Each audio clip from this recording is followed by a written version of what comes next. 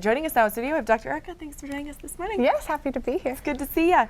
It is summer and is, of course, sunscreen huge right now, and it's important to take precautions because skin cancer, so dangerous, can be deadly. Talk a little bit about how to best prevent just the impact of UV light on our bodies. Absolutely, yeah.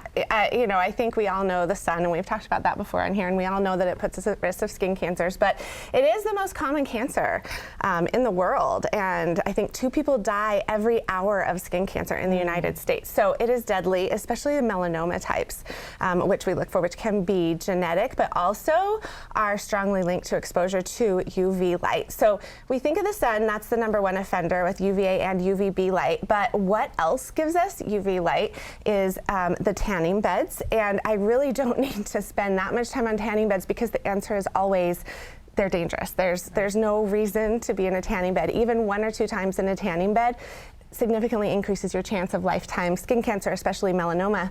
But a lot of people start to wonder, what about those UV lights in the nail salons? I know that I have partaken in that, despite what it looks. Maybe not as frequent as some, but are those dangerous as well? And there's been suspicion about that because we're seeing skin cancers on people's fingers, and you can even get skin cancer under your nails.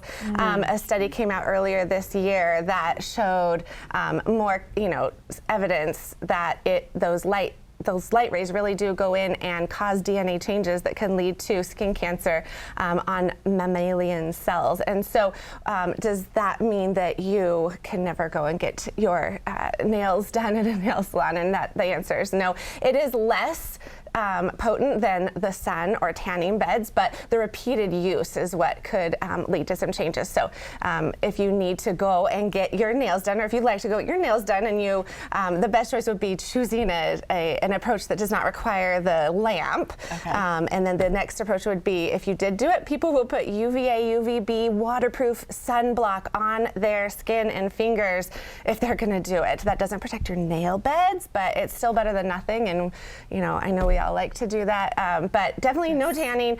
Wear UVA, UVB blocking sunscreen, UVA, UVB blocking sunglasses, because you can get the same skin cancers in your eye as well as other growths and skin changes. And you do all that, and we'll do our best to control what we can control and continue to enjoy. Enjoy the sun, of course. And if somebody is concerned about maybe a mole or a spot, or like, hey, maybe I used tanning beds in high school for several years. What do you recommend? Like, what's a good first step? It's really scary when you read the data, because back then tanning beds were not felt to be that bad, but you just really need to be aware of your skin. And I always tell people, look for things that stand out, the ugly duckling. If you're looking in the mirror and one just really jumps out at you, and especially if it's new, go and get it checked. It is always safer to get it checked. It doesn't have to be dark and black and pigmented to be dangerous, although if it is dark and black and pigmented, and especially if it's changing or irregular, definitely need to get that changed. But anything that's new or doesn't seem right to you, get it checked. And at this point, a lot of us have done the damage. We have to control from now forward wearing sunscreen, but just also wearing it from now on and checking your skin, being smart. Don't go to a tanning bed. Careful if you get your nails done. Okay.